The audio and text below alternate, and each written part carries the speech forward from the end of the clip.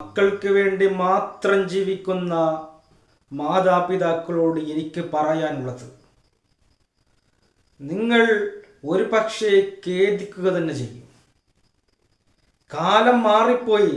നിങ്ങളുടെ ആ പഴയ കാലഘട്ടത്തിലല്ല നമ്മൾ ഇന്ന് ജീവിക്കുന്നത്. മക്കളെ വളർത്തൽ നമ്മുടെ ഉത്തരവാദിത്തമാണ്. അവരെ നന്നായി വളർത്തുകയും അവർക്കിഷ്ടപ്പെട്ട മേഖലയിലേക്ക് അവരെ വളരാൻ സഹായിക്കുകയും ചെയ്യുക എന്നുള്ളത് നമ്മുടെ ഉത്തരവാദിത്തമാണ്.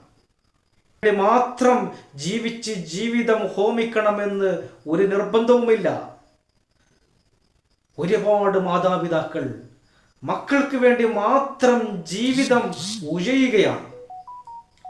അവരെ പഠിപ്പിച്ച് ഒരു നിലക്ക് വളർത്തിയാൽ മാത്രം പോരാ.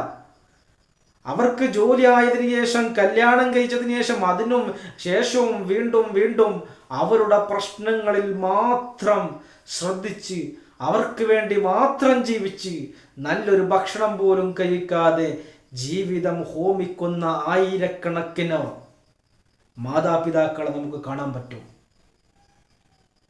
അവസാനം അങ്ങനെയുള്ള മാതാപിതാക്കൾ അവസാനം ഒന്നെങ്കിൽ വൃദ്ധസദനത്തിലാകുന്നു, അല്ലെങ്കിൽ സ്വന്തം വീട്ടിൽ ജീവച്ഛവമായിട്ട് ജീവിക്കുന്നവരെ നമുക്ക് കാണാൻ പറ്റും.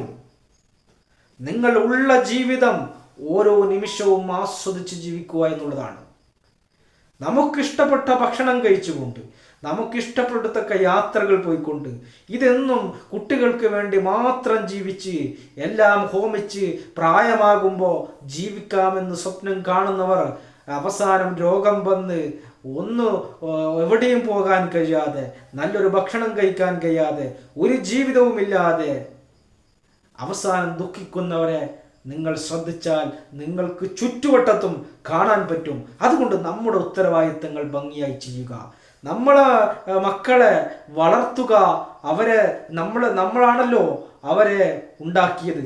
അവരെ വളർത്തൽ നമ്മുടെ ഉത്തരവാദിത്തമാണ്, ധാർമ്മികമായ ഉത്തരവാദിത്തമാണ്. പക്ഷെ അവർക്ക് വേണ്ടി മാത്രം ജീവിതം ഹോമിച്ചിട്ട് നിങ്ങൾക്കൊന്നും കിട്ടാനില്ല.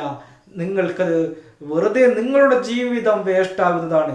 ഇത് ഒരുപാട് അമ്മമാരോടൊക്കെ നിങ്ങൾ ചോദിച്ചാൽ, പ്രായമായിട്ട് മക്കളൊക്കെ വിദേശത്തൊക്കെ പോയി സെറ്റിലായിട്ട് ഒരു ഫോൺ കോൾ പോലും വിളിക്കാത്ത മാതാപിതാക്കളോട് നിങ്ങൾ പോയി ചോദിച്ചാൽ അവർ പറഞ്ഞു തരും. അപ്പോൾ നിങ്ങൾക്ക് പിന്നീടൊരു ഖേദമില്ലാതിരിക്കാൻ വേണ്ടി, പിന്നീടൊരു ദുഃഖമില്ലാതിരിക്കാൻ വേണ്ടി മാത്രമാണ് ഞാൻ നിങ്ങളോട് പറഞ്ഞത്. നിങ്ങൾ